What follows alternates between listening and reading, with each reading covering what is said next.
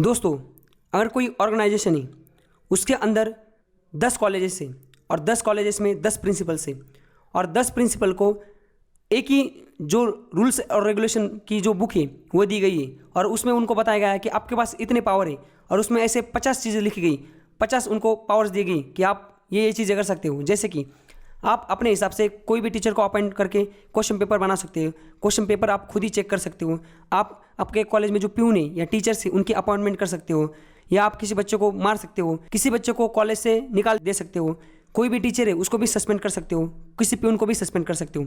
ऐसे टोटल मिला के 50 उनको पावर दी गई 10 प्रिंसिपल को। यहाँ तक समझ रहे हो ना। बट उसमें क्या हुआ है, जो 40 पावर है ना वो ऐसे लिखी गई कि उस पर अगर जो प्रिंसिपल है कुछ भी डिसीजन लेता है तो उसकी स्क्रूटिनी नहीं हुई, उसका रिव्यू नहीं होगा। मतलब वो जो ऑर्गेनाइजेशन है उसके प्रिंसिपल को इतनी 10-40 जो चीज़ें है ना, वो ऑर्गेनाइजेशन का जो प्रेसिडेंट है वो उस प्रिंसिपल को पूछेगा नहीं कि भाई साहब अगर आपने पेपर ऐसे ही क्यों सेट किया है, या आपने अगर आपको प्यून को अपॉइंट करना था तो यही क्यों किया, वो उनको कोई पूछेगा नहीं। वो खुली उनके पास छूट दी गई, समझ रहे। वो अपने हिसाब से वो चीज़ें कर सकती। पर 10 चीज़ें जो है ना, 10 चीज़ें ऐसी उस पर उनकी स्क्रूटिनी हो सकती, उसका रिव्यू हो सकता है। जैसे कि अगर किसी टीचर को वो प्रिंसिपल को निकाल देना है डायरेक्ट कॉलेज से, या बच्चे को कॉलेज से निकाल देना है, तो ये जो चीज़ें ना, ये 2 चीज़ें वो 10 चीज़ों में से आती है। ये अगर 2 डिसीजन अगर वो प्रिंसिपल लेते हैं, कोई भी 10 कॉलेज के 10 प्रिंसिपल से कोई भी प्रिंसिपल ये डिसीजन लेता है, तो वो टीचर जो जिसको निकाल दिया है वो आगे जाके प्रेसिडेंट के पास जाके उसकी कंप्लेंट कर सकता है, उसका रिव्यू होगा। मतलब प्रेसिडेंट बोल सकता है कि भाई साहब ये जो डिसीजन लिया है मुझे लग रहा है ये सही तो सही है, पर मुझे अगर लग रहा है ये गलत है तो ये जो आपका डिसीजन है मैं इसको स्ट्राइक डाउन कर देता हूँ, ये डिसीजन नहीं चलेगा। अब आप सोच रहे होंगे कि मैं आपको ये स्टोरी क्यों बता रहा हूँ।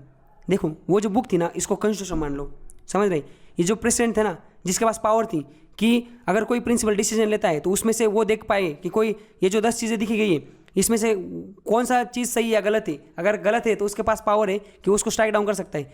तो वो जो प्रेसिडेंट है ना वो सुप्रीम कोर्ट है, जो प्रिंसिपल है वो गवर्नमेंट है।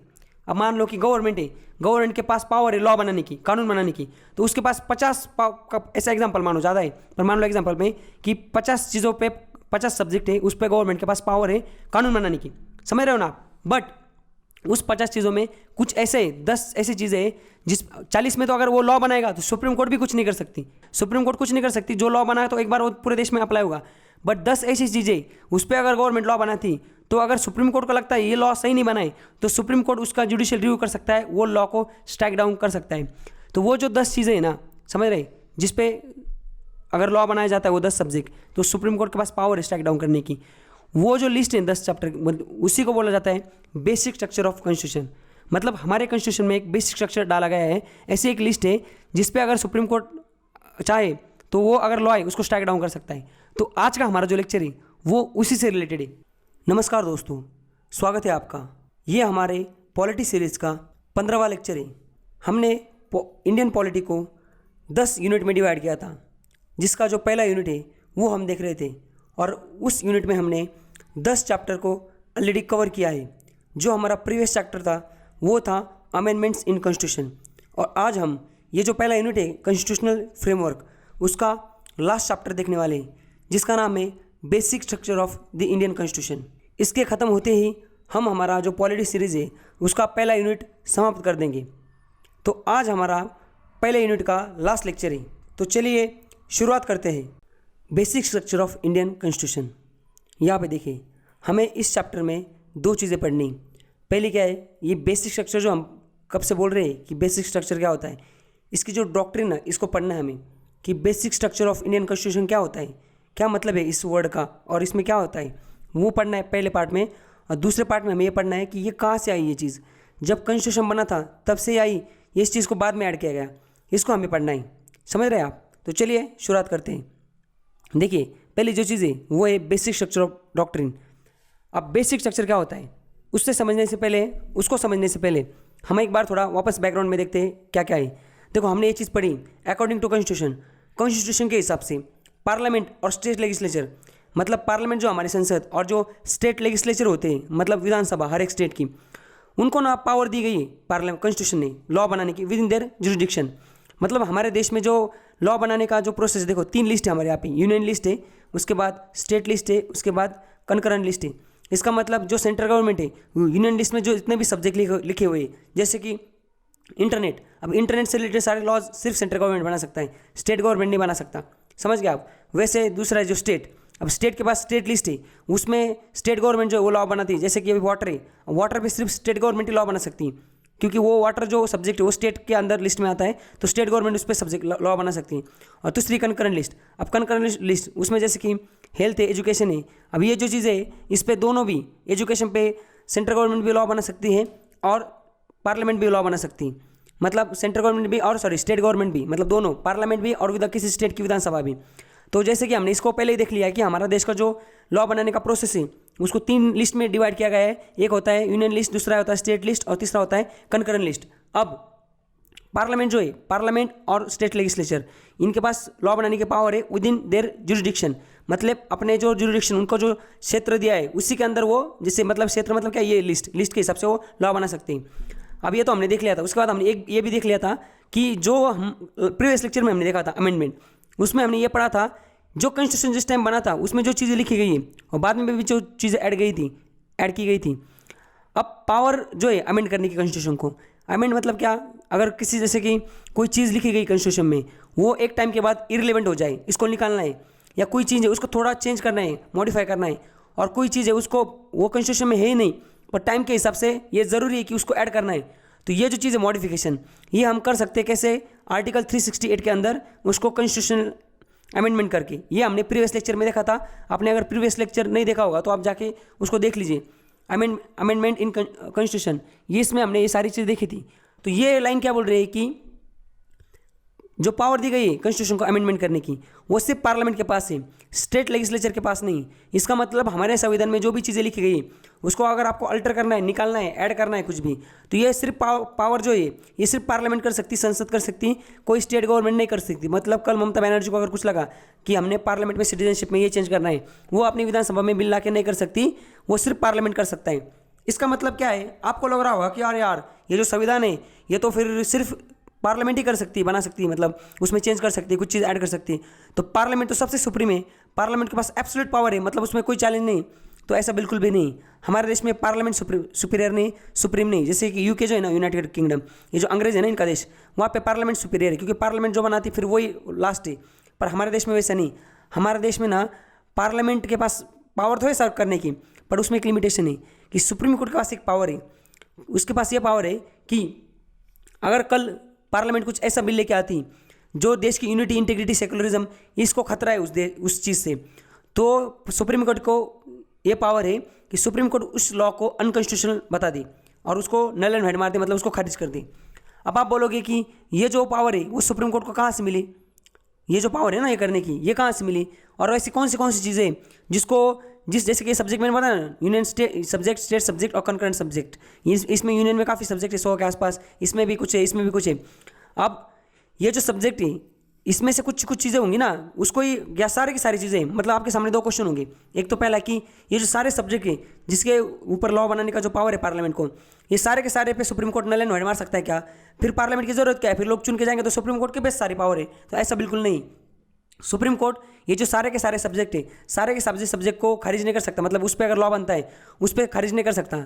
तो फिर कौन से सब्जेक्ट है उस पर सुप्रीम कोर्ट उसको खारिज कर सकता है अगर उस पर लॉ बनाते हैं, और उसमें कुछ सुप्रीम कोर्ट को ऐसा लगता है कि ये जो लॉ बना है ये गलत है, तो उस पर ये सुप्रीम कोर्ट उस जो लॉ बना है उसको अनकॉन्स्टिट्यूशनल और नल एंड वाइड मार दे, उसको खारिज कर दे। तो ऐसे जो लॉ है ना, ऐसे जो लिस्ट है मतलब सब्जेक्ट है, वो एक लिस्ट में डाले गए। लिस्ट में डाले गए मतलब क्या हुआ था, देखो यहाँ पे लिखा हुआ है। तो एक केस आई थी, केशवानंद भारती केस, ये आई थी, इसका वर्डिक्ट आया था कब, 1973 में। 1973 में मतलब हमारा जो कॉन्स्टिट्यूशन है ये बनने के बाद काफ़ी 30-40 साल बाद 1973 में क्या हुआ था, एक केस गई थी सुप्रीम कोर्ट में। उस केस का नाम है Kesavananda Bharati case versus union of India. उस केस का वर्डिक्ट आया था और उस वर्डिक्ट के बाद सुप्रीम कोर्ट ने ये बोला था कि हम एक ऐसी लिस्ट बना रहे हैं, समझ रहे, एक लिस्ट बना रहे जिस लिस्ट का नाम है basic structure of the constitution. समझ गए, basic structure of the constitution है, ऐसी एक लिस्ट है। उस लिस्ट में हम कुछ सब्जेक्ट डाल रहे हैं, मतलब कुछ ऐसे पॉइंट डाल रहे हैं, अगर उस पर स्टेट गवर्नमेंट या सेंट्रल गवर्नमेंट लॉ बनाती, उस पर जैसे स्टेट गवर्नमेंट का कुछ पावर है, वो अपने स्टेट में अगर वो लॉ बना रही है, और अगर सेंट्रल गवर्नमेंट है वो अपने सेंट्रल गवर्नमेंट मतलब देश के लिए पूरे संसद में अगर पार्लियामेंट में कोई लॉ ला रही है, अगर वो जो सब्जेक्ट है उसमें अगर हमें कुछ ऐसा महसूस हुआ कि ये जो लॉ बन रहा है ये देश के हित में नहीं है और ये गलत है, इसमें हमारी इंटीग्रिटी, यूनिटी, सॉवरेनिटी ये चीज़ वायलेट हो रही, अगर ऐसा हमें फील होता है तो हम उस लॉ को खारिज कर देंगे। समझ गए आप। तो उस लिस्ट में कौन से सब्जेक्ट आते हैं वो हमें देखने आगे, समझ रहे क्या? आप समझ गए आप बेसिक स्ट्रक्चर मतलब क्या होता है? बेसिक स्ट्रक्चर मतलब क्या, 1973 में सुप्रीम कोर्ट ने अपने केशवानंद भारती केस में एक ऐसा जजमेंट दिया, एक ऐसा वर्डिक्ट दिया, उसमें उन्होंने लिखा कि कल अगर हमें ऐसा लगता है कि एक चुने गए, हमने एक लिस्ट बना रहे, उस लिस्ट में हम ऐसे सब्जेक्ट डाल रहे जो देश की यूनिटी सॉवरेनिटी इनको बरकरार रखने के लिए बहुत इंपॉर्टेंट है, वो सब्जेक्ट पे अगर कल कोई लॉ बनाया जाता है देश में, और अगर वो लॉ अगर सुप्रीम कोर्ट को लगता है कि ये जनहित में नहीं है, इससे देश को लॉस है, तो उस लॉ को वो खारिज कर सकते हैं, नल एंड वाइड कर सकते हैं, अनकॉन्स्टिट्यूशनल करार देके उसको खारिज कर सकते हैं। समझ गए अभी आप? तो ये है बेसिक स्ट्रक्चर। अब इसमें देखो यहाँ पे क्या लिखा है कि बेसिक स्ट्रक्चर जो है, अगर कोई ऐसा subject as per the basic structure doctrine any amendment that tries to change the basic structure of the constitution is invalid. इसका मतलब क्या है? इसका मतलब ये बोल रहे हैं कि अगर कुछ ऐसा लॉ बनाए, ऑलरेडी बन चुका है, जैसे कि इसमें तो बोला है कि नया लॉ तो बनना ही नहीं, किसमें? बेसिक स्ट्रक्चर का। मतलब जो लिस्ट बनी बेसिक स्ट्रक्चर की, उसमें अगर कोई ऐसा सब्जेक्ट है जो सब्जेक्ट ये बेसिक स्ट्रक्चर में और वो लॉ बन चुका है, मतलब नया लॉ बनाया, और अगर सुप्रीम कोर्ट का लगा कि ये सही नहीं, तो फिर वो उनको उसको उड़ा देंगे, उसको इनवैलिड करार दे देंगे। ये तो नए लॉ के लिए भी, बट अभी आपको ये और एक डाउट आया होगा कि नया लॉ तो चलो, नया लॉ तो नहीं बन सकता, ऐसा लॉ मतलब सारे लॉ बन सकते हैं, बस बेसिक स्ट्रक्चर में जो चीज़ें डाली गई है उस पर अगर लॉ बनेगा, मतलब लॉ बन भी सकता है उस पर बेसिक स्ट्रक्चर की जो लिस्ट है उसमें से, बट अगर सुप्रीम कोर्ट का उसका जुडिशियल रिव्यू हो सकता है। समझ रहे? इसका मतलब क्या, बाकी लॉ का जुडिशियल रिव्यू नहीं होता का? नहीं होता। जैसे आपको एग्जांपल देता हूँ, 2016 में क्या हुआ, 2016 में सुप्रीम कोर्ट, 2009 में आया था आधार एक्ट आया था, आधार कार्ड लागू हो गया हमारे देश में, तो 2016 में क्या हुआ, 2014, 13 से 15 से 2016 तक ये सुप्रीम कोर्ट, हमारे जो सेंट्रल गवर्नमेंट है वो क्या करती थी, जितनी भी चीज़ें ना उसमें आधार कार्ड उन्होंने मैंडेटरी बना दिया था। मैंडेटरी मतलब क्या, उन्होंने क्या कर दिया, उन्होंने ना जितनी भी चीज़ जैसे वेलफेयर स्कीम से लोगों को पैसे देने, गरीबों को पैसे बांटने, कुछ भी करना है, तो उन्होंने आधार कार्ड को मैंडेटरी कर दिया था। मैंडेटरी मतलब क्या, उसको लागू कर दिया था कि आधार कार्ड जिसके पास उसको वो सेवा मिलेगी, उसी को वेलफेयर स्कीम का लाभ मिलेगा। अब सुप्रीम कोर्ट में याचिका किसने पिटीशन डाल दी कि भाई साहब काफ़ी लोग ऐसे गरीब हमारे देश में जिनके पास आधार कार्ड ही नहीं है, समझ रहे, उनका कोई दिक्कत आ रही है, तो इसको मैंडेटरी मत कीजिए। फिर सुप्रीम कोर्ट ने वर्डिक्ट दिया कि ये आधार कार्ड, उन्होंने बोला कि 2-3 चीज़ें छोड़ के आधार कार्ड मैंडेटरी आप नहीं कर सकते। किसको बोला? सेंट्रल गवर्नमेंट को। तो सेंट्रल गवर्नमेंट ने गेम खेल दिया। सेंट्रल गवर्नमेंट ने क्या कर दिया, 2016 में जो ये आधार एक्ट आया था ना, उसको अमेंड कर दिया और उसमें डाल दिया कि हम आज से आधार कार्ड को लागू कर रहे हैं, ये जो सारी चीज़ें ना वेलफेयर स्कीम के लिए। अब उन्होंने लॉ बना दिया, तो सुप्रीम कोर्ट उस पर कुछ कर ही नहीं सकती, क्योंकि आधार कार्ड जो चीज़ है वो बेसिक स्ट्रक्चर में आता ही नहीं। इसका मतलब ये होता है कि नॉर्मली अगर गवर्नमेंट कोई भी लॉ बनाती, कुछ भी लॉ बनाती, तो उस पर सुप्रीम कोर्ट कुछ भी नहीं कर सकता। अगर गवर्नमेंट ने लॉ बना दिया तो फिर उस पर सुप्रीम कोर्ट कुछ भी उंगली नहीं कर सकता, उसको खारिज नहीं कर सकता। बस बाशर्त एक चीज़ कि वो जो जिस सब्जेक्ट पे लॉ बना है वो सब्जेक्ट भी बेसिक स्ट्रक्चर की लिस्ट में नहीं होना चाहिए। आप समझ गए होंगे आप? इसका मतलब हमारे देश की जो पार्लियामेंट है या स्टेट गवर्नमेंट है, उनको जो स्टेट सब्जेक्ट दिए गए, सेंट्रल सब्जेक्ट दिए गए और कंकरेंट सब्जेक्ट दिए गए, उसमें उनको पूरा खुली छूट है, वो कोई भी लॉ बना सकते हैं, कुछ भी इंप्लीमेंट कर सकते हैं, उस पर सुप्रीम कोर्ट कुछ नहीं कर सकता। बस वो जो स्टेट लिस्ट, सेंट्रल लिस्ट और कंकरेंट लिस्ट है, उसमें जो सब्जेक्ट है उसमें के कुछ कॉमन सब्जेक्ट अगर बेसिक स्ट्रक्चर में, मतलब बेसिक स्ट्रक्चर ऑफ कॉन्स्टिट्यूशन में ये लिस्ट में, तो वो सब्जेक्ट जो है उस पर सिर्फ जुडिशियल रिव्यू होगा। बाकी जो लॉ है उस पर उसका जुडिशियल रिव्यू नहीं होगा, उसकी जुडिशियल स्क्रूटिनी नहीं होगी। वो अगर सुप्रीम कोर्ट में जाते हैं तो क्योंकि देखो आपको लग रहा होगा बाकी को क्यों नहीं होता, क्योंकि पार्लियामेंट भाई साहब, पार्लियामेंट उधर लोग चुन के गए। मतलब देखो अभी आप खुद सोचो, आपके जो मोहल आप जा रहे थे वहाँ एक मेंबर ऑफ पार्लियामेंट होगा, एक सांसद होगा, एक खासदार होगा, आपने उसको चुन के दिया है, मतलब वो आपका प्रतिनिधि है, आपका रिप्रेजेंटेटिव है पार्लियामेंट में। ऐसे पूरे हमारे देश में कितने 552 कौन है ये मेंबर ऑफ पार्लियामेंट है। तो ये जो सांसद है पूरे देश में 500 से ज़्यादा, 550, ये लोग पूरा देश को रिप्रेजेंट कर रहे हैं, क्योंकि वो लोगों ने चुन के दिया है इनको। मतलब लोगों ने बोला कि ये हमारा आदमी है, इसको हम चुन रहे हैं, इसका मतलब लोगों ने उन पे इंटरेस्ट कर दिया है, तो वो लोग वहाँ पे जाकर रिप्रेजेंट कर रहे हैं। अगर वो लोग तो पार्लियामेंट में बिल पास करना है, मतलब ये MP लोग हैं, ये उस पर साइन कर रहे हैं। तो अगर इनका अगर लॉ, हर लॉ अगर मतलब ये बनाए जा रहे हैं, इसको अगर खारिज किया जाएगा और इसको अगर सुप्रीम कोर्ट क्वेश्चन करेगा, तो फिर लोगों का जो ट्रस्ट है जो डेमोक्रेसी में, वही खत्म हो जाएगा ना।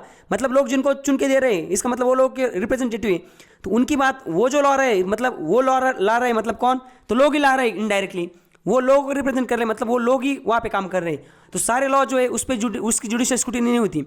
पार्लियामेंट और स्टेट लेजिस्लेचर इनको खुली आज़ादी, कोई भी लॉ बनाओ, कोई भी करो, कुछ भी करो, बस बात शर्त की वो जो लॉ बना रहे आप, वो जो सब्जेक्ट है वो बेसिक स्ट्रक्चर में नहीं होना चाहिए। और बेसिक स्ट्रक्चर ऑफ डॉक्ट्रिन जो है वो जैसे हमारा संविधान बना है तब से नहीं हो।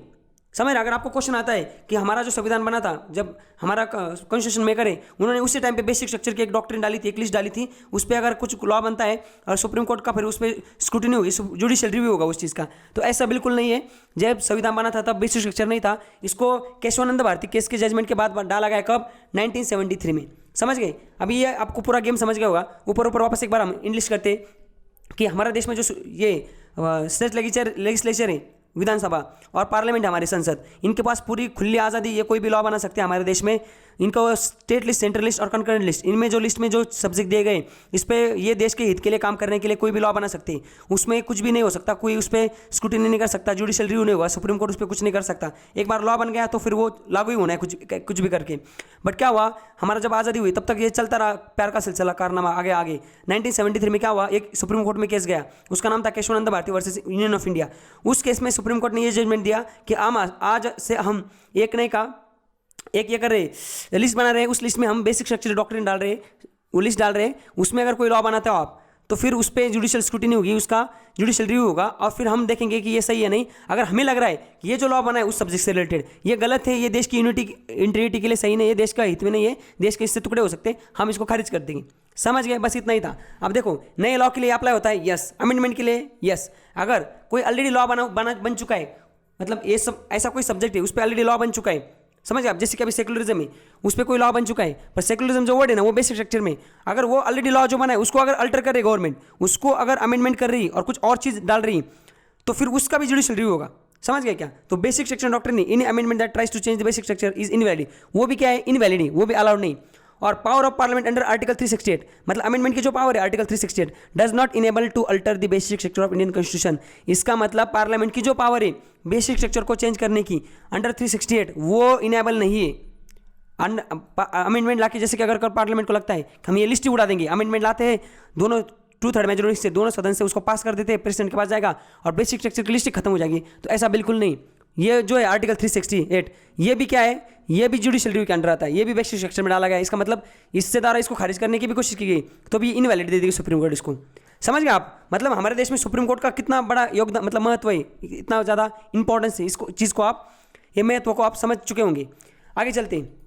और एक चीज़ जिस पर क्वेश्चन आ सकता है, देखो जो हमारा कॉन्स्टिट्यूशन है ना उसमें कहीं मेंशन नहीं किया गया ये वर्ड बेसिक स्ट्रक्चर जो है, इस वर्ड को हमारे कॉन्स्टिट्यूशन में कहीं पे भी मेंशन नहीं किया गया है। The idea that parliament can not introduce the law that would be amend the basic structure of constitution evolve gradually over the time and many cases. मतलब ये जो आइडिया है कि पार्लियामेंट में अगर पार्लियामेंट के पास कुछ जो लॉ है उसको इंट्रोड्यूस करने की पावर नहीं या उस पर उसकी जुडिशियल स्क्रूटिनी होगी, ये आइडिया शुरू में नहीं था, ये बाद में धीरे धीरे आता गया।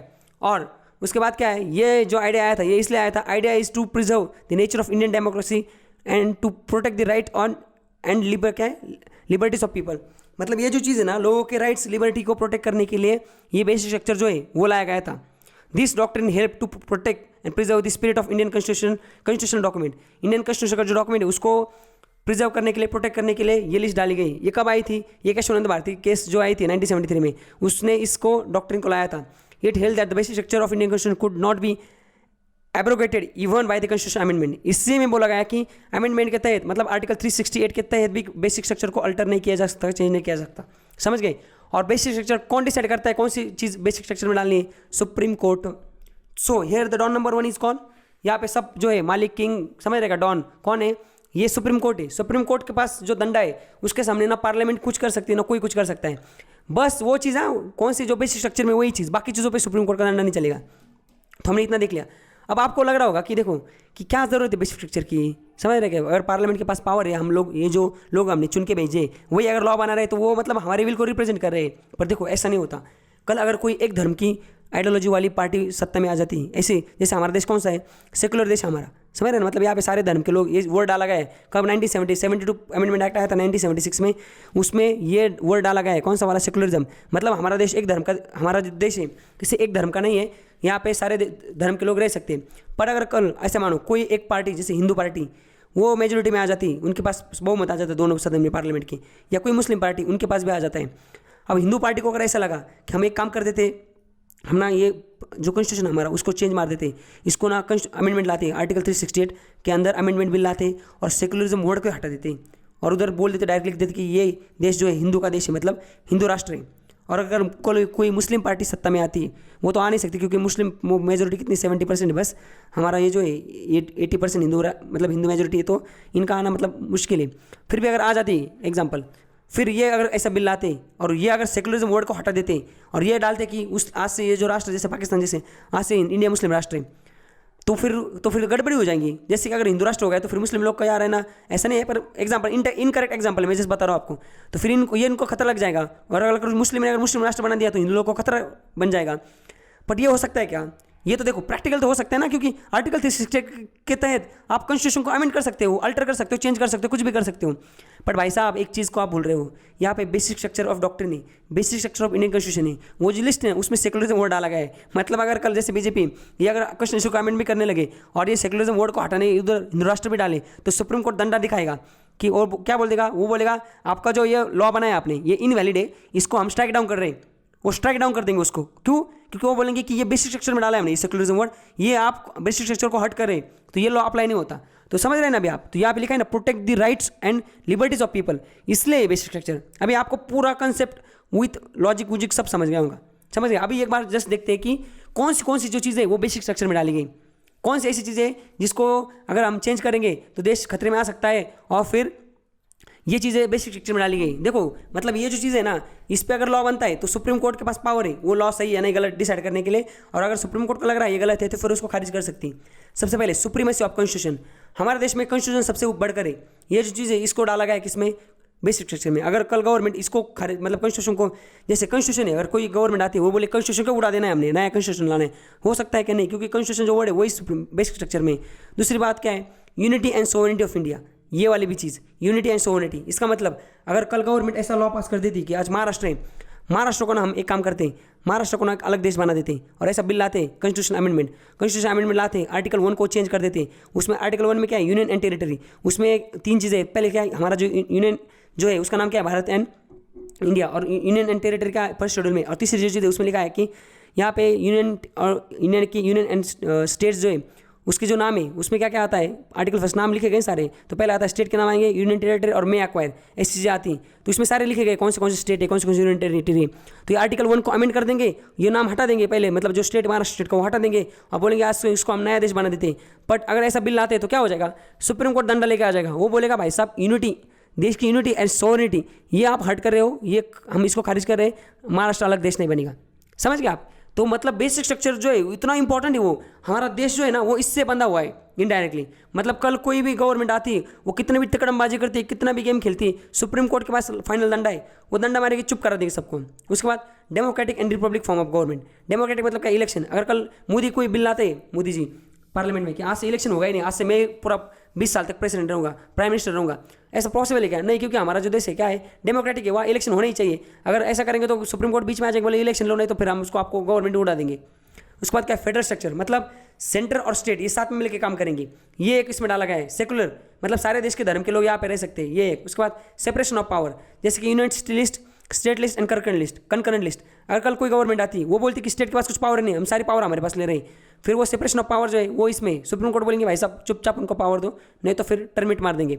उसके बाद इंडिविजुअल फ्रीडम, जो राइट टू प्राइवेसी, मतलब ये जो फंडामेंटल राइट्स ये भी इसमें आते हैं। कल अगर गवर्नमेंट कुछ लॉ लाती है, जो आर्टिकल फ्रीडम के जो आर्टिकल है, आर्टिकल कितना 19 से लेकर 23 तक, ये आर्टिकल को अगर हट करने के लिए 24 तक सॉरी आर्टिकल ये चेंज करने के लिए अगर कोई जैसे freedom of speech and expression कल अगर गवर्नमेंट आती है और वो एटोक्रेसी लगा देती, मतलब यहाँ पे हुकुमशाही लगा देती, तो फिर ये इंडिविजुअल फ्रीडम को खत्म कर देगा। तो ये चीज़ जो ब्रिटिश बेसिक स्ट्रक्चर में, तो फिर सुप्रीम कोर्ट बीच में आ जाएंगी, उसको भी उड़ा देंगी। उसके बाद रूल ऑफ लॉ, मतलब हमारा जो देश है वो रूल पे चलता है, लॉ पे चलता है, ये भी इसमें। जुडिशियल रिव्यू, अब देखो जुडिशियल रिव्यू जो है इसका मतलब क्या? अब बेसिक स्ट्रक्चर क्या है? जुडिशियल रिव्यू तो एक टाइप का कि आप जो लॉ बना रहे हो, हमने जो लिस्ट दी उसमें हमारा उसका जुडिशियल रिव्यू करेंगे, मतलब जुडिशियरी उसका रिव्यू करेंगे, ये जो डिसीजन, ये जो लॉ बनाया आपने उस लिस्ट में, बेसिक स्ट्रक्चर की लिस्ट में, ये सही है या नहीं, हम इस पर क्या करेंगे? हम इस पर डिसीजन लेंगे, इसका जुडिशियल रिव्यू लेंगे। तो जुडिशियल रिव्यू जो वर्ड है ना, इसको भी जुडिशियरी ने क्या कर दिया? बेसिक स्ट्रक्चर में डाल दिया। क्योंकि कल अगर कोई गवर्नमेंट बहुत स्मार्ट खेल गई और वो बोलेंगे जुडिशियल रिव्यू, हम इस वर्ड को हटा रहे हैं कॉन्स्टिट्यूशन से, ये होगा ही नहीं, तो फिर तो बेसिक स्ट्रक्चर जो है वो डाला गया है। पर अगर बेसिक स्ट्रक्चर की जो लिस्ट है उसमें अगर उस लिस्ट में से अगर गवर्नमेंट कोई लॉ बना रही और वो लॉ सही नहीं, तो सुप्रीम कोर्ट अगर बीच में कूदने की कोशिश करेंगे तो गवर्नमेंट क्या बोलेगी? ये जो वर्ड है जुडिशियल रिव्यू, उसको हमने हटा दिया अमेंडमेंट लाके, तो आप कैसे कूद रहे हो? इसलिए इस वर्ड को भी डाल दिया है, तो इस वर्ड को भी हटा नहीं सकते गवर्नमेंट। उसके बाद क्या? पार्लियामेंट्री फॉर्म ऑफ गवर्नमेंट, मतलब यहाँ पे हमारे यहाँ पे जो प्राइम मिनिस्टर होगा, प्रेसिडेंट होगा, एमएलए होंगे, ये जो सारी ना पार्लियामेंट्री फॉर्म ऑफ जो गवर्नमेंट सिस्टम, इसको भी इसमें डाला है। रूल ऑफ इक्वलिटी, इसको भी डाला गया है ताकि कल कोई गवर्नमेंट ऐसा ना कर दे कि किसी एक धर्म को ज़्यादा प्रायोरिटी दे दे, एक धर्म को कम कर दे। ये भी रूल ऑफ इक्वलिटी, ये भी किस में डाला है? ये भी बेसिक स्ट्रक्चर में डाला है। उसके बाद क्या? Harmony and balance between the fundamental rights and DPSP.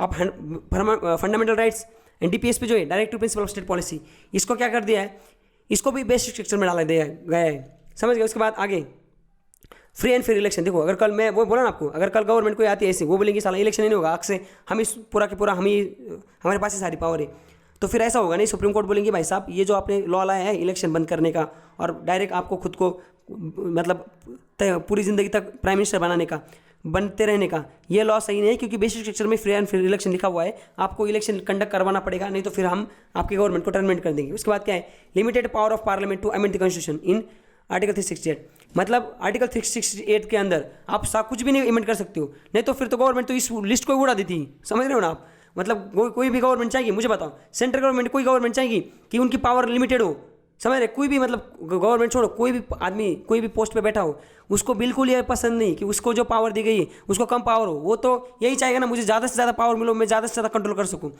फिर ये जो पार्लियामेंट है ये तो फिर क्या करेगी, ये अमेंडमेंट लाके कोई भी चीज़ अल्टर मार देंगे, जैसे ये लिस्ट को ही उड़ा देंगे वो, समझ रहे हैं। इसलिए अमेंडमेंट करने की जो पावर है इसमें भी लिमिटेड पावर दी और इसको भी डाला है बेसिक स्ट्रक्चर में। उसके बाद 16 नंबर क्या है, सुप्रीम कोर्ट अंडर आर्टिकल 32, 136, 141, ये जो आर्टिकल है ना 142 और 47, देखो ये 142 है ना, ये इतना बेकार, मतलब इतना बढ़िया आर्टिकल है, बेकार नहीं बोल सकते, ये सबसे मतलब ये हमारे कॉन्स्टिट्यूशन का सबसे पावरफुल है, समझ का।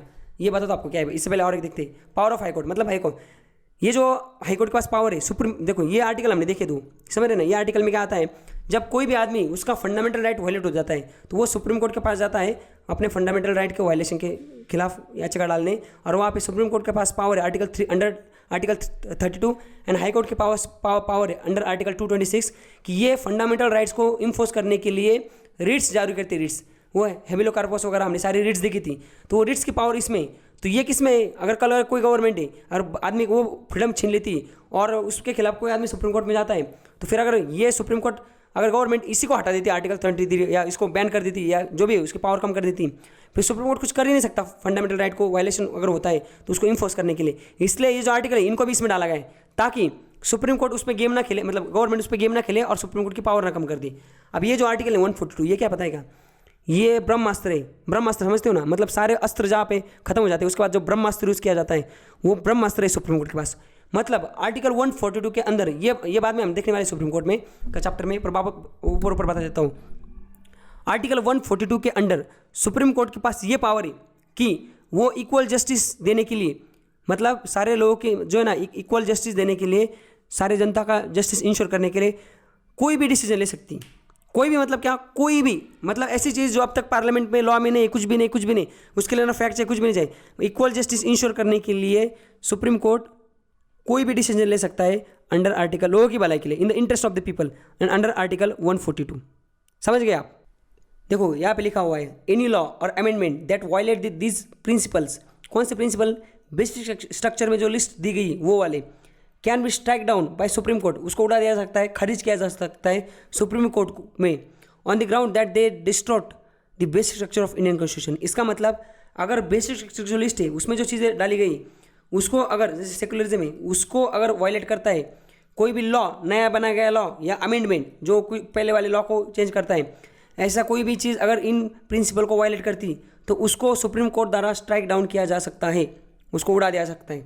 समझ गए। तो इस तरह से हमने, देखो ये पहला वाला जो पार्ट था हमारा वो हमने देख लिया कि बेसिक स्ट्रक्चर डॉक्ट्रिन जो है इसमें क्या है, ये हमने देख लिया। अब दूसरा जो पार्ट है इवोल्यूशन, ये जो बेसिक स्ट्रक्चर है ना ये कैसे इवॉल्व हुआ था ये हम देखते हैं। देखो यहाँ पे लिखा गया है कि क्या, the concept of basic structure of constitution evolve over time, मतलब टाइम टू टाइम ये हुआ, एकदम से नहीं आया था ये।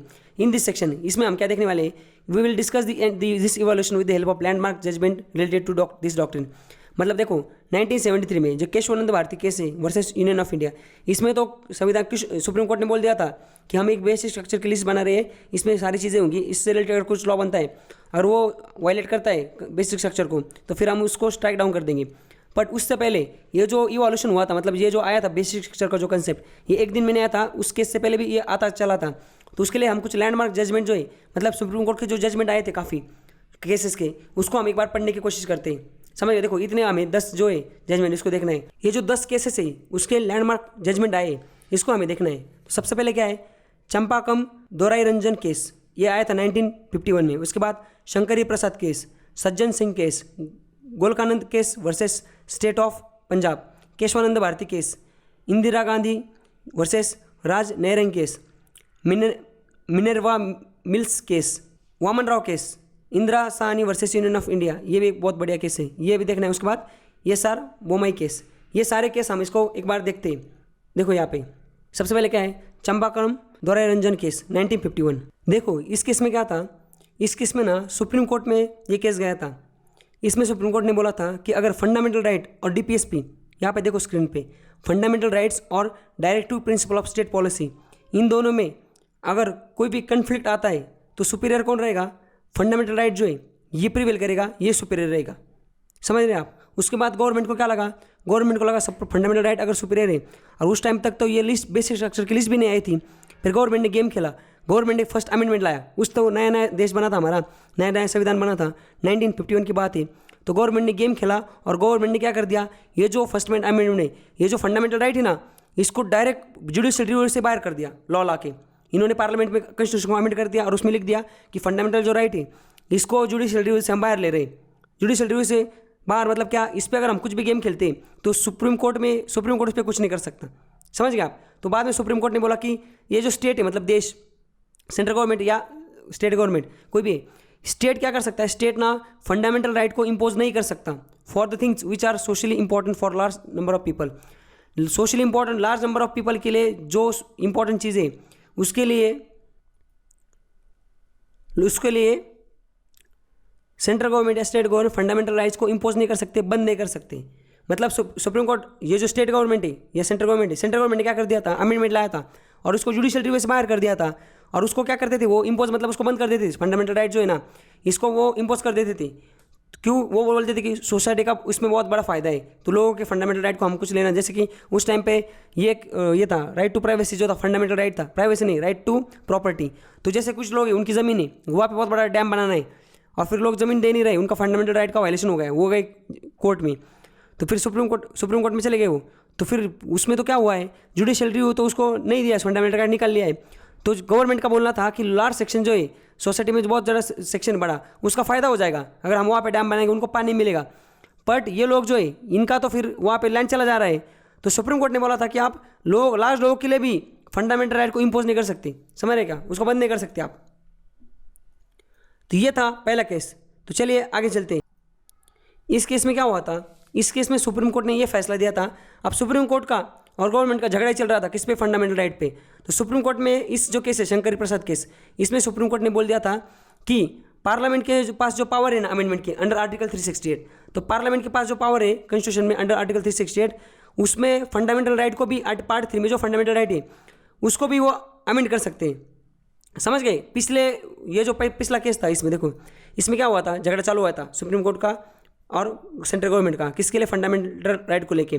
तो सुप्रीम कोर्ट ने बोला था DPSP, मतलब directive principle of state policy, state को जो पॉलिसी बनानी होती है उसके लिए जो प्रिंसिपल होती है, उसमें और फंडामेंटल राइट में अगर कोई कन्फ्लिक्ट आता है तो फंडामेंटल राइट सबसे आगे होगा, वो प्रिवेल होगा, वो जीतेगा, DPSP को पीछे हटना पड़ेगा। फिर गवर्नमेंट ने क्या कर दिया, जुडिशियल रिव्यू ला के को हटा दिया फंडामेंटल राइट का, लॉ ला के फर्स्ट अमेंडमेंट करके।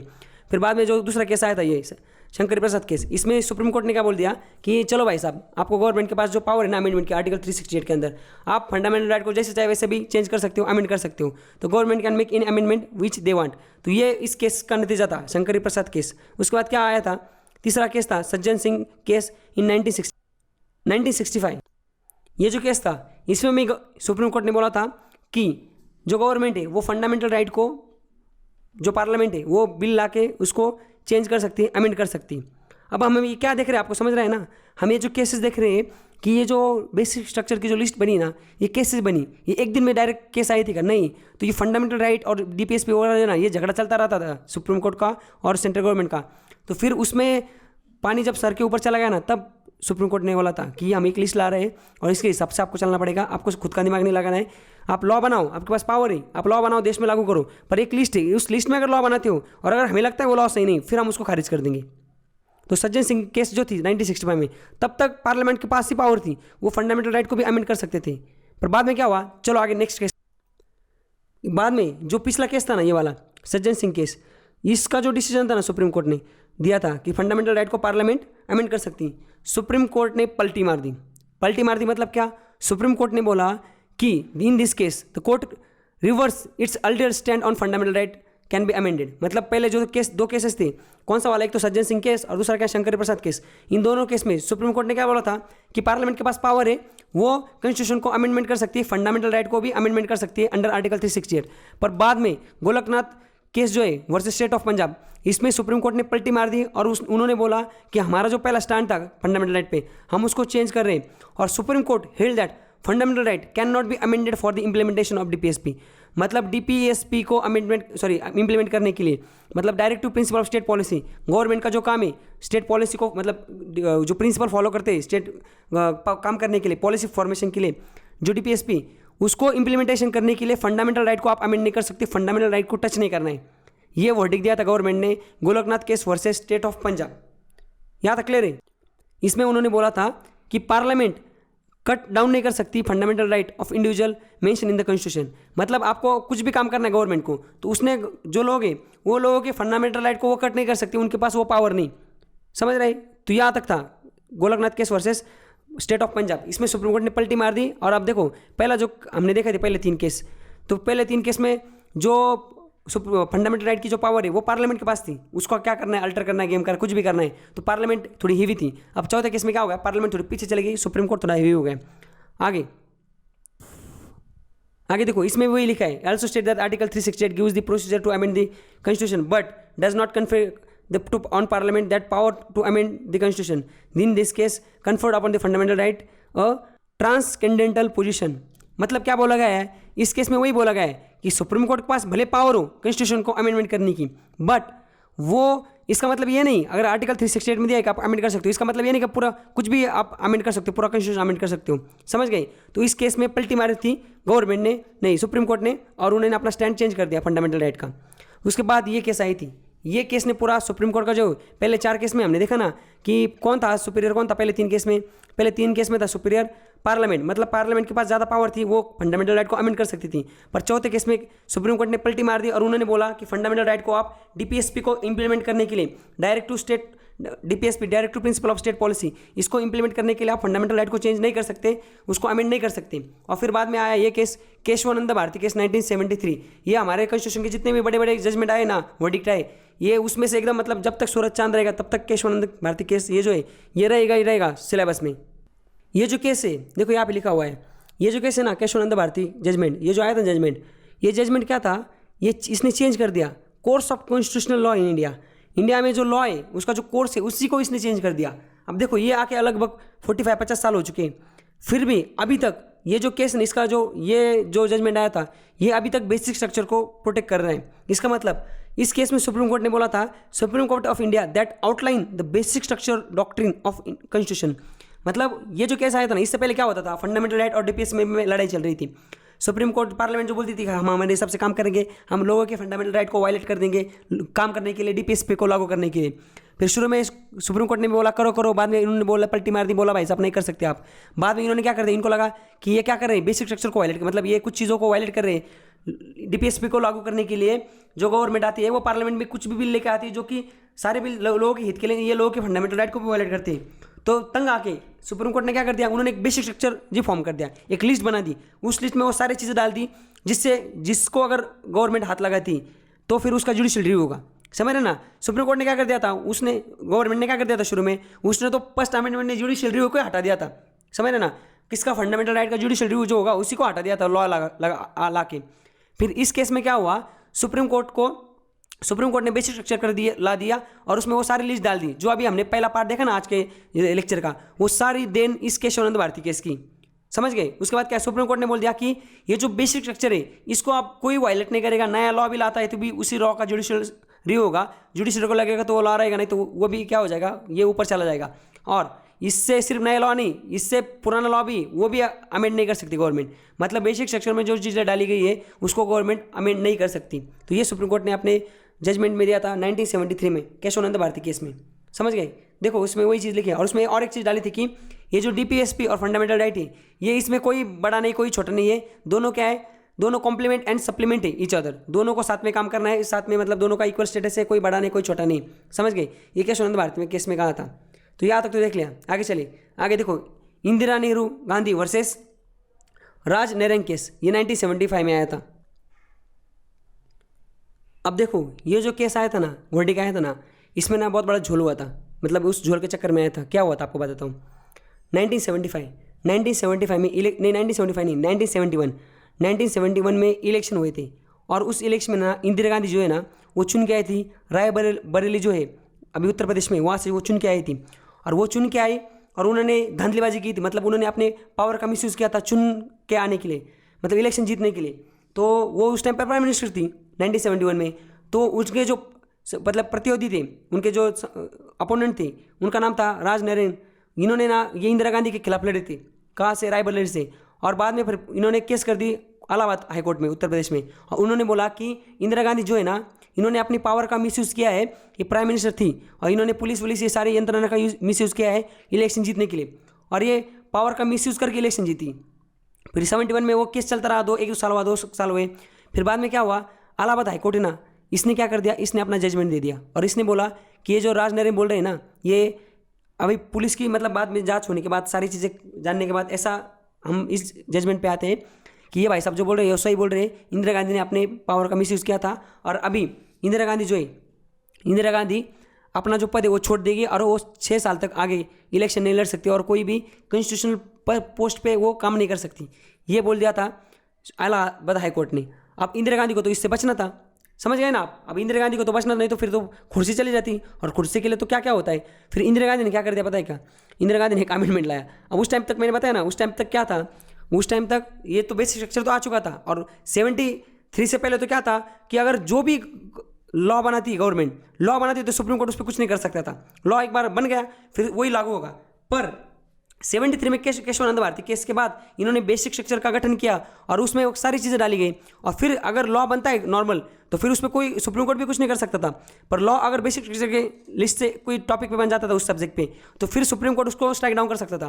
तो इंदिरा गांधी ने क्या कर दिया 75 में, तब तक तो बेसिक स्ट्रक्चर लागू हो चुका था, उन्होंने एक अमेंडमेंट एक्ट लाया, पार्लियामेंट को जो हमारा कॉन्स्टिट्यूशन उसको उन्होंने अमेंड कर दिया, और उसमें उन्होंने क्या कर दिया 39 अमेंडमेंट एक्ट लाया, जो पार्लियामेंट से पास हुआ ड्यूरिंग इमरजेंसी। उन्होंने क्या कर दिया था, इलाहाबाद हाईकोर्ट ने जैसे ही वर्डिक्ट दे दिया कि ये अपना पद खाली करना है, 73 के आसपास दिया था शायद, उसके बाद उनका वो सुप्रीम कोर्ट गई, उन्होंने इलाहाबाद हाईकोर्ट का जो ये था जजमेंट, उसको उन्होंने स्टे लगा दिया, और सुप्रीम कोर्ट में केस चला। सुप्रीम कोर्ट में केस चला 1-2 साल तक, और सुप्रीम कोर्ट को भी ये पता चल गया कि इंदिरा गांधी ने सच में झोल किया था इलेक्शन जीतने के लिए, और झोल करके जीती थी।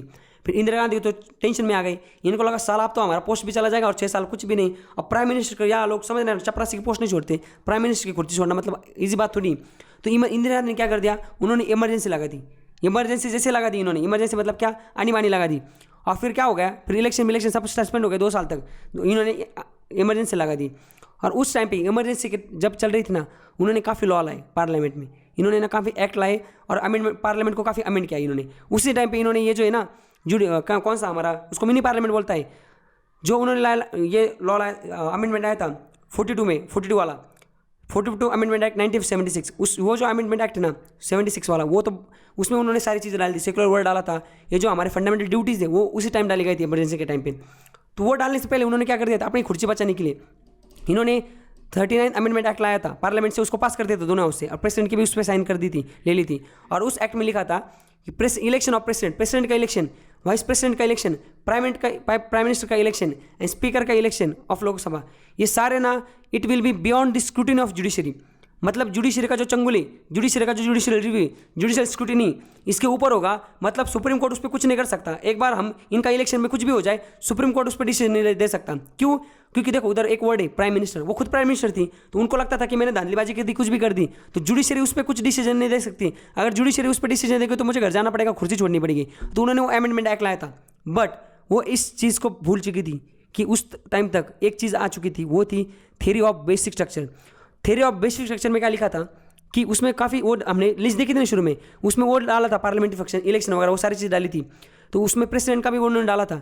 तो वो एक चीज़ भूल चुकी थी कि बेसिक स्ट्रक्चर जो है उसमें ये सारे वर्ड लिखे हुए कि इलेक्शन होगा, ये सारी चीज़ें होंगी। तो उसने क्या कर दिया, फिर भी 39 अमेंडमेंट एक्ट लाया, और उसमें उन्होंने ये सारे जो इलेक्शन हुए थे पार्लियामेंट, प्रेसिडेंट के, प्राइम मिनिस्टर के, vice president, speaker of Lok Sabha, इसको जुडिशरी का चंगुल से बाहर निकाल दिया अमेंडमेंट लाके। उन्होंने बोला जुडिशरी इस पर कुछ नहीं कर सकती। फिर जुडिशरी ने फर्स्ट टाइम इस जो थ्योरी ऑफ बेसिक स्ट्रक्चर है ना, इसको यूज़ किया, और इनका जो अमेंडमेंट एक्ट था ये 39, इसको स्ट्राइक डाउन कर दिया। जुडिशरी ने बोला ये जो अमेंडमेंट एक्ट लाया है, पार्लियामेंट को अमेंड किया गया है, इसको हम उड़ा देते हैं, हम इसको स्ट्राइक डाउन कर देते हैं, या हम इसको खारिज करते हैं। तो इंदिरा गांधी ने बोला आप क्यों कर रहे हो? तो उन्होंने बोला कि आप बेसिक स्ट्रक्चर को वायलेट कर रहे हो। आप जो है अमेंडमेंट पावर, आप उसको अमेंडमेंट करके भी अमेंडमेंट कर ही नहीं सकते, क्योंकि हमने बेसिक स्ट्रक्चर में लिखा है कि आप संविधान को चेंज ही नहीं कर सकते, या ना ही कोई ऐसी चीज़ नहीं डाल सकते जो चीज़ बेसिक स्ट्रक्चर में प्रेजेंट है और जिस पे हमें आपत्ति, वो आप नहीं कर सकते। फिर उन्होंने क्या कर दिया, ये जो अमेंडमेंट एक्ट था इसको स्ट्राइक डाउन कर दिया। समझ गए? तो इस केस, ये जो केस था वो केस इसी रिलेटेड था, इलाहाबाद हाईकोर्ट का जो तो मतलब जजमेंट था, ये केस उसी रिलेटेड था। जजमेंट क्या था इस जजमेंट में, जो है ना Indira Gandhi versus Narendra Singh case, sorry Narendra Singh नहीं, राज नरेंद्र केस, इसमें जुडिशरी ने 39 अमेंडमेंट एक्ट 1975 में जो आया था इसको स्ट्राइक डाउन कर दिया था। आगे चलते हैं, आगे देखो 7 द्वारा केस है मिनर्वा मिल्स केस, ये आया था 1980 में। ये जो केस आया था देखो इसमें लिखा हुआ है the judgement made it clear that the constitution not the parliament is the supreme. मतलब देखो इधर शुरू से देखते हैं, ये जो केस आया था ना, इसमें क्या हुआ था, 42nd अमेंडमेंट एक्ट आया था 1976 में। मैं बताया था इस एक्ट के तहत ना, अमेंडमेंट के तहत काफ़ी संविधान चेंज किया था इंदिरा गांधी ने। तो ये जब आया था ना, उस टाइम पे जुडिशरी एक्टिव हो गई, और जुडिशरी ने क्या बोला, ये जो एक्ट लाया था आपने, उसमें काफ़ी चीज़ें जो जुडिशरी मतलब फंडामेंटल ड्यूटी वगैरह आपने काफ़ी चीज़ें ऐड की, सेकुलरिज्म वगैरह, इसमें हमें कोई आपत्ति नहीं, बट आपने 2 चेंजेस किए जो बेसिक स्ट्रक्चर जो है उसको वायलेट कर रहे, हम उसको स्ट्राइक डाउन कर रहे। और इस जजमेंट में उन्होंने 2 चेंजेस को स्ट्राइक डाउन कर दिया था। कॉन्स्टिट्यूशन जो 2 चेंजेस किए थे 42nd अमेंडमेंट एक्ट 1976 के तहत, इसको उन्होंने स्ट्राइक डाउन कर दिया। और वो जो थे उसमें क्या था, वो 47 अमेंडमेंट एक्ट 19 अकॉर्डेड क्या उन्होंने क्या बोल दिया था, उन्होंने ये बोल दिया था कि supremacy to directive principles of state policy over the fundamental right. मतलब उन्होंने बोल दिया था कि डीपीएसपी जो है वो फंडामेंटल राइट से भी सुप्रीम है, ऐसा उन्होंने 42nd अमेंडमेंट एक्ट 1976 में डाला था। बाकी भी चीज़ें थी, पर इस चीज़ पे जुडिशियल रिव्यू हुआ इस चीज़ का, और इसको वायलेट कर दिया। जुडिशियल ने बोला ये नहीं है, डीपीएसपी फंडामेंटल राइट से सुपीरियर नहीं है, ये हमने ऑलरेडी इससे पहले भी हमने बोल दिया है। और उन्होंने एक सबसे इंपॉर्टेंट चीज़ क्लियर कर दी थी, सुप्रीम कोर्ट ने बोला भाई साहब हमारे देश में कॉन्स्टिट्यूशन सबसे सुप्रीम है, पार्लियामेंट सबसे सुप्रीम नहीं। समझ गए आप? तो पार्लियामेंट कुछ भी धांधलेबाजी नहीं कर सकते अपने हिसाब से। तो उन्होंने क्या कर दिया, 2 चीज़ें और ऐड कर दी, किसमें, बेसिक स्ट्रक्चर की जो लिस्ट है, मैंने बताया ना वो लिस्ट, मतलब वो 73 में जो लिस्ट बनी थी वो उसी टाइम वो मतलब उसमें जो चीज़ें डाली गई वही चीज़ें नहीं अब तक, उसमें टाइम टू टाइम ऐड की सुप्रीम कोर्ट ने चीज़ें। सुप्रीम कोर्ट जब भी गवर्नमेंट खेलती है कुछ भी, गवर्नमेंट कुछ ऐसा लॉ बनती है, सुप्रीम कोर्ट को उसमें जैसे कभी कोई गवर्नमेंट आज कोई लॉ बनाती और सुप्रीम कोर्ट को उस लॉ पे आपत्ति, पर सुप्रीम कोर्ट को पता है ये तो एक्ट बन चुका है, इस पर हम कुछ नहीं कर सकते, पर सुप्रीम कोर्ट गेम खेलता है। फिर सुप्रीम कोर्ट क्या करता है, वो बेसिक स्ट्रक्चर उसमें वो वर्ड को डाल देता है और फिर बोलता है कि ये जो लॉ बना है वो गलत है, क्योंकि वो बेसिक स्ट्रक्चर से वो वायलेट करता है। समझ गए? तो सुप्रीम कोर्ट ऐसा गेम खेलता है। तो उसमें उन्होंने 2 चीज़ें और डाल दी, judicial review and balance between fundamental right and DPSP. मतलब अभी अगर फंडामेंटल राइट और डीपीएसपी उसमें आज गवर्नमेंट, मोदी गवर्नमेंट कुछ भी लॉ बनाती, सुप्रीम कोर्ट या आगे कोई भी कुछ भी गवर्नमेंट लॉ बनाती, सुप्रीम कोर्ट उसको वायलेट स्ट्राइक डाउन कर देगा। क्यों? वो बोलेगा आप वायलेट कर रहे हो किसको, बेसिक स्ट्रक्चर को, क्योंकि इस वर्ड जो ये वर्ड ये बेसिक स्ट्रक्चर में हमने डाले। समझ गए अभी आप? अभी आपको समझ गया गेम क्या है। The judgement ruled that the limited amendment power itself is a basic feature of the constitution. मतलब कॉन्स्टिट्यूशन को अमेंड करना, लिमिटेड पावर है वो भी बेसिक स्ट्रक्चर में डाला है कि आप लिमिटेड ये उसको अमेंड कर सकते हो, एक हद के बाद अमेंड नहीं कर सकते। तो ये जो केस था ना, ये मिनर्वा मिल्स केस, इसमें ना ये जो डीपीएसपी इसको सबऑर्डिनेट कर दिया था फंडामेंटल राइट्स के। मतलब इससे पहले जो एक एक्ट आया था देखो, उसमें लिखा था कि दोनों एक दूसरे के केशवानंद भारती कैसे ना, उसमें बोला था ना सुप्रीम कोर्ट ने कि ये दोनों इक्वल है, इस कोई ऊपर नहीं कोई नीचे नहीं है, दोनों कॉम्प्लीमेंट्री और दोनों क्या एक दूसरे के साथ काम करेंगे, कौन डीपीएसपी और फंडामेंटल राइट, ये एक लेवल पे। पर इस केस में तो सुप्रीम कोर्ट ने हद पार कर दी। उन्होंने बोला कि ये फंडामेंटल राइट के पीछे पड़े ना, ये फंडामेंटल राइट को वायलेट करना चाहते हैं ना, तो उन्होंने डायरेक्ट बोल दिया कि डीपीएसपी जो है वो फंडामेंटल राइट को सबऑर्डिनेट है, मतलब फंडामेंटल राइट के अंडर इसको काम करना है, इसके ऊपर इसने जाना है। तो ये था मिनर्वा मिल्स केस। आगे चलते हैं, देखो 8 नंबर का जो केस था वो था वामन राव केस 1981। देखो इस केस को समझने के लिए ना वापस हमें बैकग्राउंड समझना पड़ेगा। अब क्या हुआ था शुरू में, जैसे मैंने आपको बताया कि गवर्नमेंट को अगर डेवलपमेंट के काम करने तो उनको लैंड रिफॉर्म करने पड़ते थे, लैंड एक्वायर करनी पड़ती थी, लैंड से रिलेटेड काफ़ी चीज़ें करनी पड़ती थी। बट लोग आपको पता है हमारे देश में लैंड क्या है, एक प्राइड है, लोग जान दे देंगे पर ज़मीन नहीं छोड़ेंगे, तो ज़मीन नहीं छोड़ते थे लोग। तो फिर अलग अलग स्टेट गवर्नमेंट या सेंट्रल गवर्नमेंट लैंड से रिलेटेड लॉ बनाती थी, समझ गए आप, और लॉ बनाते थे। और वो लॉ क्या होते थे, वो चैलेंज होते थे सुप्रीम कोर्ट में। सुप्रीम कोर्ट स्टे लगा देता था उनका जो चीज़ है उस पर। सुप्रीम कोर्ट क्या करता था, वो स्टे लगाता था, लैंड रिफॉर्म जो होते थे वो एक्ट होते थे उससे रिलेटेड, उस पर स्टे लगा देता था। तो गवर्नमेंट ने क्या कर दिया था, गवर्नमेंट ने भी गेम खेला था। गवर्नमेंट ने जो फर्स्ट अमेंडमेंट एक्ट लाया था 1951, उसमें उन्होंने ना हमारे जो शेड्यूल है उस टाइम तो हमारे कितने थे, अभी कितने फिलहाल 12 शेड्यूल है, तो उन्होंने एक शेड्यूल ऐड कर दिया, 9th शेड्यूल। शुरू में तो क्या, जब संविधान बना था, हमारा कॉन्स्टिट्यूशन बना था, उस टाइम पे 8 ही शेड्यूल थे, अब 12 है फिलहाल।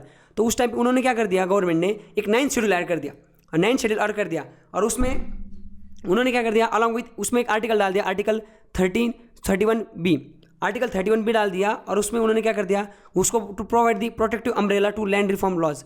मतलब ये जो सारे लैंड रिफॉर्म लॉज थे ना, जो सबको अलग अलग जो स्टेट गवर्नमेंट से और सेंट्रल गवर्नमेंट इन्होंने लागू कर दिए थे, ताकि इनको डेवलपमेंट के काम कर सके ये। बट वो लॉ जाते थे, ये जो केस है ये जाते थे सुप्रीम कोर्ट में, और सुप्रीम कोर्ट को स्टे लगा देता था, या अलग अलग स्टेट जो गवर्नमेंट है इस पे स्टे लगा देते थे।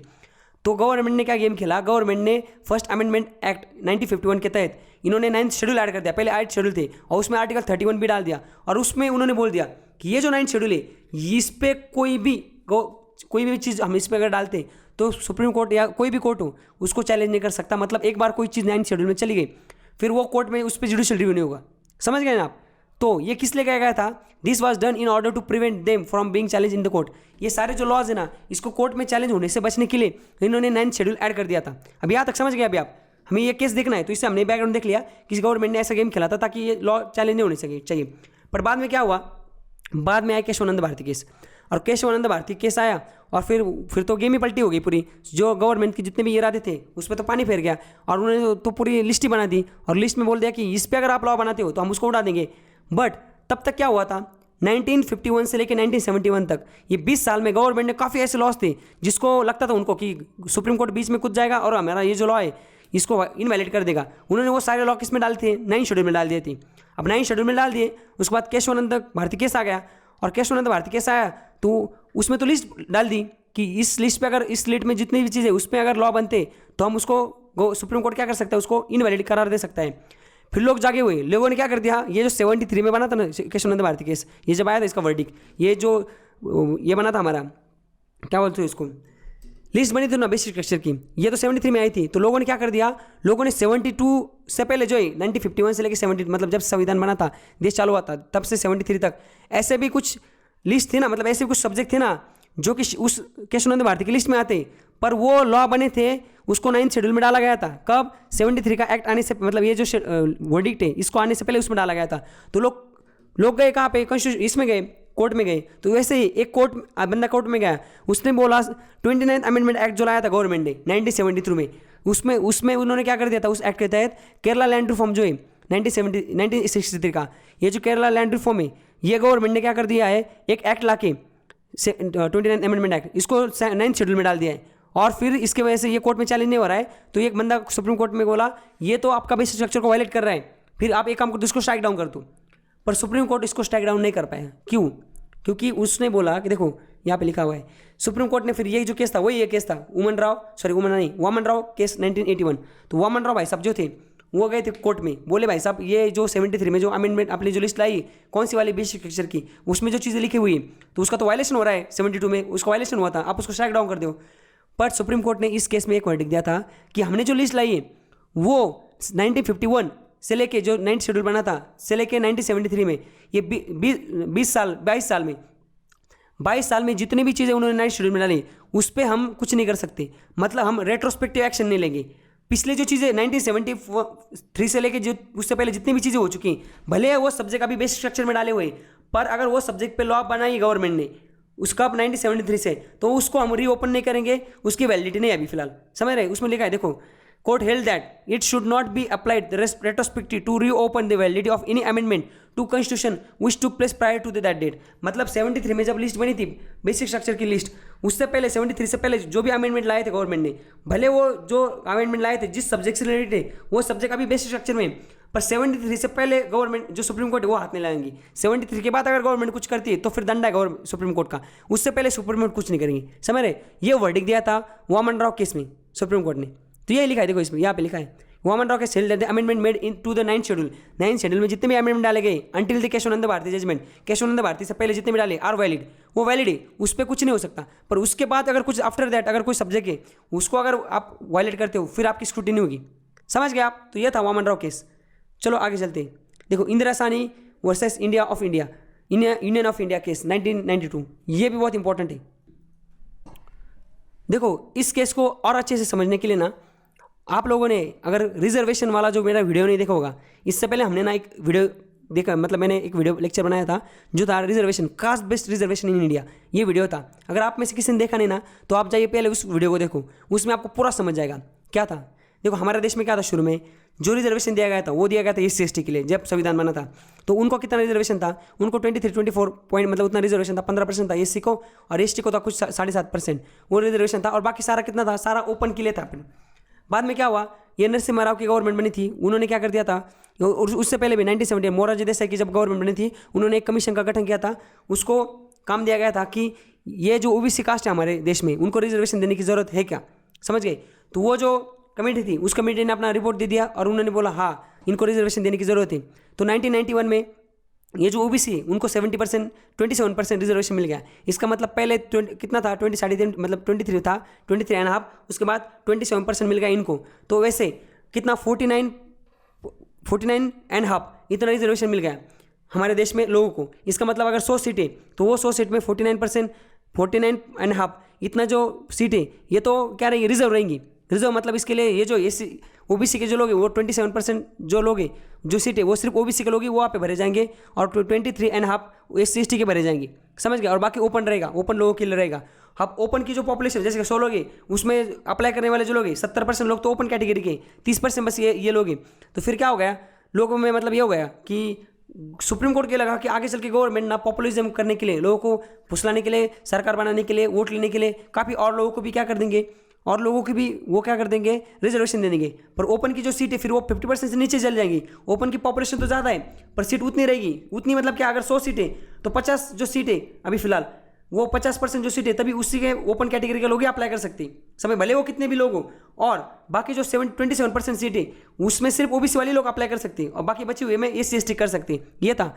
फिर इंदिरा साहनी जजमेंट जो थी, Indira Sawhney judgement versus union of India, ये 1992, इस जजमेंट में इन्होंने क्या कर दिया, इन्होंने बोला here rule of law was added the list of basic structure. इन्होंने एक चीज़ तो कर दी, क्या, रूल ऑफ लॉ जो है उसको बेसिक स्ट्रक्चर में ऐड कर दिया। और दूसरा इन्होंने एक चीज़ कर दी, इन्होंने बोला कि रिजर्वेशन जो है, reservation in central government job no matter shall be reservation, मतलब कुछ भी हो जाए रिजर्वेशन जो है अभी कितना है 49.5% है ना, कुछ भी हो जाए रिजर्वेशन 50% से ज़्यादा नहीं दे सकती गवर्नमेंट, समझ रहे। स्टेट गवर्नमेंट हो या सेंट्रल गवर्नमेंट हो, वो अपने स्टेट में या सेंट्रल गवर्नमेंट में वो 50% से ज़्यादा, ये 50% क्या है, उन्होंने एक लाइन खींची हुई लकीर, ये लकीर को पार नहीं करना है। 50% जो रिजर्व मतलब सीटें वो ओपन कैटेगरी के लिए होनी चाहिए, बाकी आप रिजर्वेशन जो दिया है उसको उल्टा पल्टा कुछ भी कर दो, 50% ये जो थ्रेशोल्ड है इसको आपने क्रॉस नहीं करना है, समझ रहे।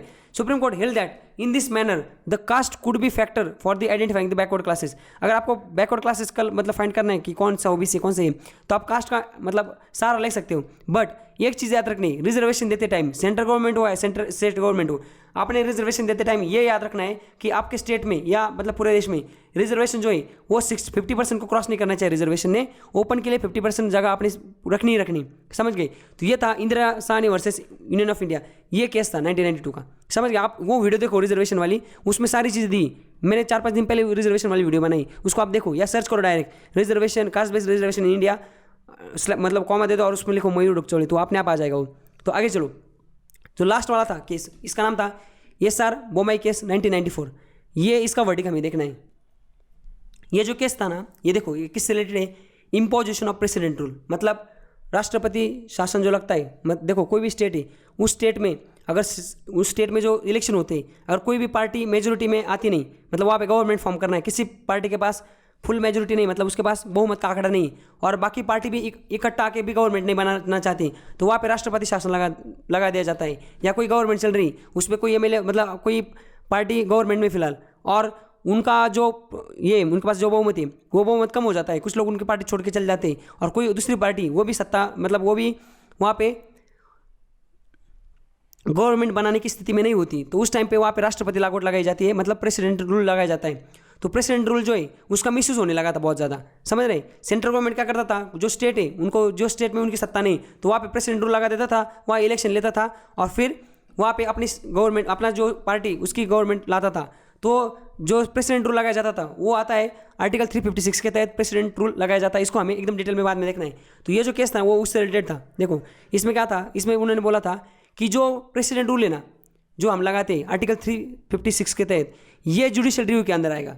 इसका मतलब SR बोमई केस के बाद, उससे पहले क्या होता था, अगर कोई भी सेंट्रल गवर्नमेंट अगर प्रेसिडेंट रूल लगा देती थी तो उसको चैलेंज नहीं किया जाता था कोर्ट में, समझे, सुप्रीम कोर्ट में, और वही माना जाता था। पर सुप्रीम कोर्ट एक्टिव हो गई कब, SR बोमई केस में, और उन्होंने बोल दिया 1994 में, उन्होंने बोला कि आज से अगर सेंट्रल गवर्नमेंट कोई भी स्टेट में प्रेसिडेंट रूल लगा देती तो वो जो प्रेसिडेंट रूल है, वो जो डिसीजन है, वो जुडिशियल, उसका जुडिशियल रिव्यू होगा, उसकी जुडिशियल स्क्रूटिनी होगी। और अगर हमें लगता है कि ये पॉलिटिकल डिसीजन था, ये अपने फायदे के लिए था, किसी पार्टी ने किया था, तो हम उसको स्ट्राइक डाउन कर देंगे। ऐसा हुआ भी। उत्तराखंड, आपको पता था, उत्तराखंड ने, बीजेपी ने क्या कर दिया, खेल कर दिया। उत्तराखंड में उन्होंने, जो वहाँ पे कांग्रेस की गवर्नमेंट थी 2016 में, 2015 या 16 में, तो फिर उन्होंने क्या कर दिया, उनके जो दूसरे MLA उसको थोड़ा खरीद लिया, वो गवर्नमेंट वहाँ पे सत्ता गिर गई। तो जैसे वहाँ पे उनकी गवर्नमेंट गिर गई कांग्रेस की उत्तराखंड में, तो वहाँ पे इन्होंने प्रेसिडेंट रूल लगा दिया, और 6 महीने तक प्रेसिडेंट रूल था। वहाँ इलेक्शन भी नहीं करवा रहे थे, कुछ भी नहीं करवा रहे थे। उनको लगा कि अपना मतलब थोड़ा अच्छा हो जाएगा, क्या इमेज बन जाएगी बीजेपी की, फिर बीजेपी वहाँ पे इलेक्शन होगा तो जीत जाएगी। पर बाद में क्या हुआ, कोर्ट केस गई सुप्रीम कोर्ट ने, और सुप्रीम कोर्ट ने ऐसी लताड़ लगाई बीजेपी को, उनको बोला ये डिसीजन पॉलिटिकल था, आपने वापस वो गवर्नमेंट कांग्रेस उसको एस्टेब्लिश कर दो, और फिर वहाँ पे वापस कांग्रेस गवर्नमेंट इसमें आ गई थी, समझ गए। तो फिर SR बोमई केस जो था, वो था कि जो आप प्रेसिडेंट रूल लगाते हो अंडर आर्टिकल 356, ये जुडिशियल रिव्यू के अंडर आता है। तो ऐसे देखो, ये था SR बोमई केस। तो ऐसे करके हमने ये जो 10 केसेस है इसको देख लिया। अब ये हमारा क्या देखा था, बेसिक स्ट्रक्चर जो है, बेसिक स्ट्रक्चर से रिलेटेड थी सारे केस। जैसे SR बोमई, इसमें भी उसको जुडिशियल रिव्यू क्या है, बेसिक स्ट्रक्चर में ला दिया है। ये बेसिक स्ट्रक्चर, इसको आप निकाल नहीं सकते, समझ गया। तो यही था, ये भी हमने देख लिया। देखो यहाँ पे ये भी दिया हुआ उसका, विच ऑफ द क्वेश्चन देखो, which famous case involve in the term of basic structure of constitution, तो केशवानंद भारती केस है। ऐसे कुछ क्वेश्चन है यहाँ पे। Is the preamble of part of basic structure, तो SR बोमई केस ने बोला था preamble indicate the basic structure, इसने भी बोला था। आप इसको एक बार पढ़ ले सकते हो। तो याद है, देखो इस तरह हमने जो पहला पार्ट था हमारा बेसिक स्ट्रक्चर क्या होता है, इसको हमने पूरा पढ़ा था विथ एग्जांपल। ये मैंने एकदम डिटेल में पढ़ाया था। और इवोल्यूशन कैसे हुआ था, क्या केसेस थे, क्या था, ये सारा हमने एक बार इसको भी देख लिया है। तो इस तरह से हमारा जो पहला यूनिट था, उसके जो चैप्टर्स थे, हमने कल तक 10 चैप्टर खत्म कर दिए थे। और जो बचा हुआ चैप्टर था आज वाला, कौन सा, basic structure of the constitution, इसको भी हमने कर दिया। इस तरह से हमारा जो देखो अभी यहाँ पे अभी ग्रीन आया है, ये हमारा कितना 15वां लेक्चर है। अब तक यहाँ पे ग्रीन नहीं आया था, यहीं पे ग्रीन आता चलता, मतलब एक चैप्टर खत्म होता था। और अभी देखो यहाँ पे इस तरह से हमने जो हमारा पॉलिटिकल 10 चैप्टर हमें देखने, पहला चैप्टर यहाँ पे हमने पहला 10 चैप्टर नहीं 10 यूनिट देखने। तो पहला यूनिट था जो था उस जिसमें 11 चैप्टर थे, ये पहला यूनिट हमने खत्म कर दिया है, समझ गए। तो आज के लेक्चर में बस इतना ही। Thank you so much, enjoy. ऐसे और वीडियो के लिए चैनल को सब्सक्राइब कीजिए और साइड में दी हुई बेल को प्रेस कीजिए।